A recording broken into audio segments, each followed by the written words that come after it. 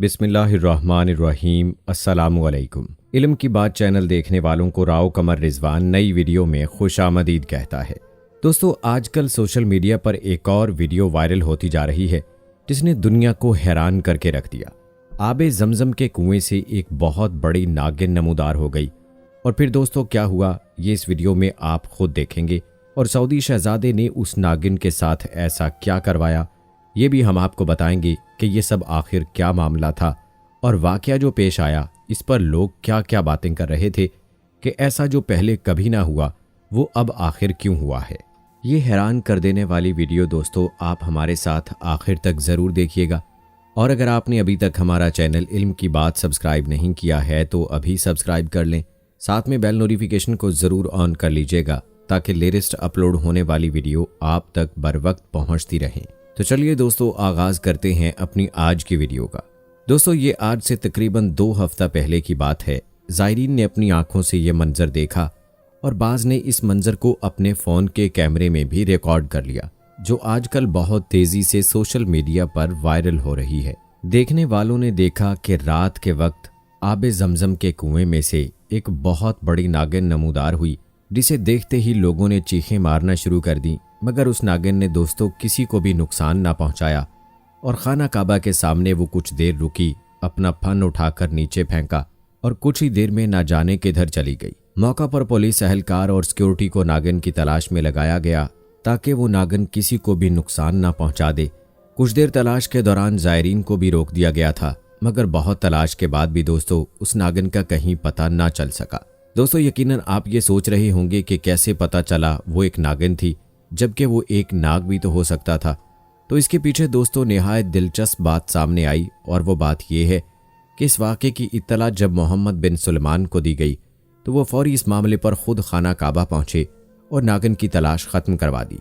और उन्होंने इस बारे में जो बताया वो बहुत हैरान कुन था।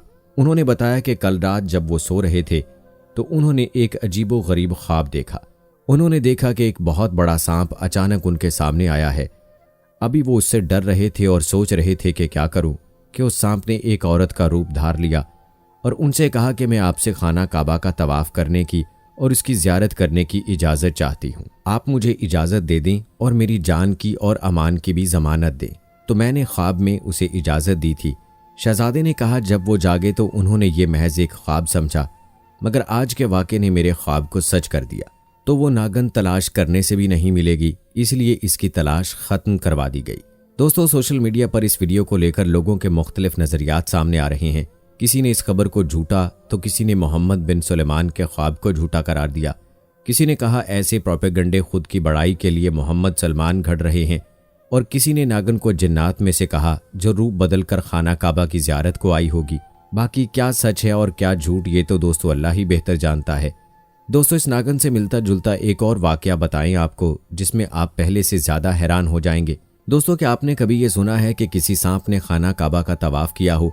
अगर नहीं सुना तो जैसा कि हमने अभी ऊपर आपको नागिन का वाकया बताया, इसी तरह से एक सांप के मोर्जे से भी आगाह करेंगे। दोस्तों खाना काबा का तवाफ सिर्फ मुसलमानों पर ही फ़र्ज नहीं बल्कि अल्लाह ताला की तमाम मखलूक उसके घर का तवाफ और ज़ियारत का शौक़ रखती है, चाहे वो इंसान हो, जानवर हों या कोई चरिंद परिंद हो। ऐसा ही एक और वाकया एक बहुत बड़े सांप का है जो अचानक खाना काबा के सामने रूनुमा हो गया और काबा शरीफ का तवाफ करने लगा। दोस्तों हज़रत तलक बिन हबीब रज़ियल्लाहु ताला अन्हो फरमाते हैं कि एक मरतबा हम हज़रत अब्दुल्ला बिन आस रज़ियल्लाहु ताला अन्हो के साथ एक पथरीली ज़मीन पर बैठे हुए थे। यहाँ तक कि शाम हो गई और हमारी महफिल बर्खास्त हो गई। तभी अचानक हमने देखा कि खाना काबा के पास बनी ज़िबा की पहाड़ी से एक बहुत बड़ा सांप नमूदार हुआ। सांप को देखकर वहां पे मौजूद तमाम लोग घबरा गए और डर के मारे इधर उधर भागने लगे। फिर हमने देखा कि सांप ने खाना काबा के गिर्द 7 चक्कर लगाए। उस सांप ने खाना काबा का 7 मरतबा तवाफ किया। तवाफ करने के बाद वो सांप मकाम इब्राहीम पर गया और वहां पर उसने 2 रकत नमाज अदा की। हम सब लोग उस सांप को देख रहे थे।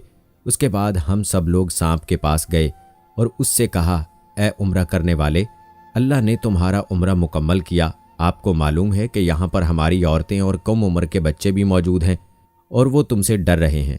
इतना सुनते ही फिर उस सांप ने एक ज़ोरदार छलांग लगाई और बधा की पहाड़ी पर जा पहुंचा। फिर उस सांप ने पहाड़ी पर अपनी दुम रखी और फिर वो आसमान की तरफ उड़ गया اور دیکھتے ہی دیکھتے ہماری آنکھوں سے اوجھل ہو گیا۔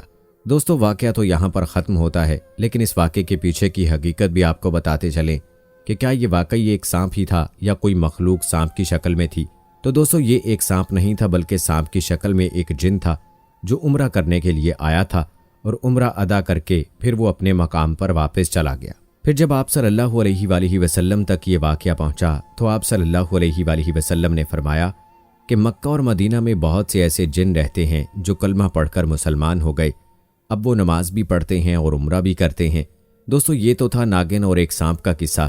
چلیے آپ کو رسول پاک صلی اللہ علیہ وآلہ وسلم کی حدیث مبارکہ کی طرف بھی لے جاتے ہیں کہ ہمارے پیارے نبی صلی اللہ علیہ وآلہ وسلم نے اس حوالے سے کیا بیان فرمایا۔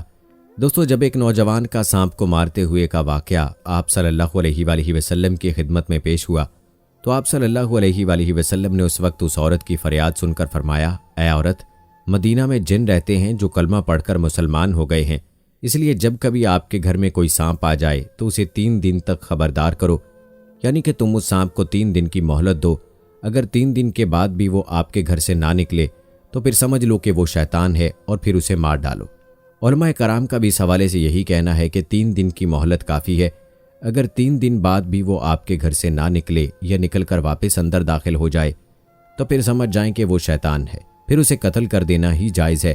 لیکن وہ سانپ جس کی دم چھوٹی ہو اور جس کی پشت پر 2 سیاہ لکیریں ہوں، ان دونوں قسم کے سانپوں کو ہر حال میں قتل کر دینا چاہیے۔ اسی طرح ایک اور حدیث میں سانپ کے متعلق ذکر آیا ہے کہ خطیب حضرت جابر بن عبداللہ رضی اللہ تعالی عنہ سے مروی ہے کہ ایک مرتبہ ہم رسول اللہ صلی اللہ علیہ وآلہ وسلم کے ساتھ ایک سفر پر تھے۔ آپ صلی اللہ علیہ وآلہ وسلم ایک کھجور کے درخت کے نیچے تشریف فرما ہوئے، تبھی ہم نے دیکھا کہ ایک بہت بڑے سانپ نے آپ کی طرف رجوع کیا۔ لوگوں نے دیکھ کر اس سانپ کو مارنے کا ارادہ کیا، اور یہ سب دیکھ کر نبی کریم صلی اللہ علیہ وآلہ وسلم نے فرمایا کہ اسے نہ مارو، اسے میرے پاس آنے دو۔ اس کے بعد جب وہ سانپ آپ صلی اللہ علیہ وآلہ وسلم کے پاس پہنچا، اس نے جاتے ہی اپنا سر آپ صلی اللہ علیہ وآلہ وسلم کے کان میں کر دیا، اور پھر آپ صلی اللہ علیہ وآلہ وسلم نے بھی سانپ کے پاس اپنا سر کر کے چپکے کچھ ارشاد فرمایا۔ اس کے بعد وہ سانپ وہاں سے ایسا غائب ہوا کہ گویا اسے زمین نکل گئی ہو۔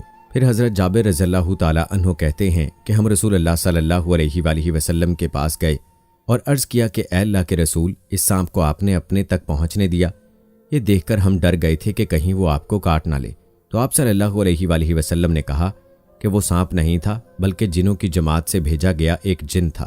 یہ قرآن پاک میں فلاح سورت کی کچھ آیات بھول گیا تھا، اور میرے پاس جنہوں نے ان آیات کی دریافت کے لیے اسے بھیجا تھا، میں اس کو وہ آیات بتا چکا ہوں، اور اب وہ یہاں سے یاد کرتے ہوئے چلا گیا ہے۔ دوستو آپ سب جانتے ہیں کہ سانپ ایک زہریلا اور نقصان پہنچانے والا جانور ہے، اس لیے نبی کریم صلی اللہ علیہ وآلہ وسلم نے سانپ کو مار ڈالنے کا حکم دیا ہے۔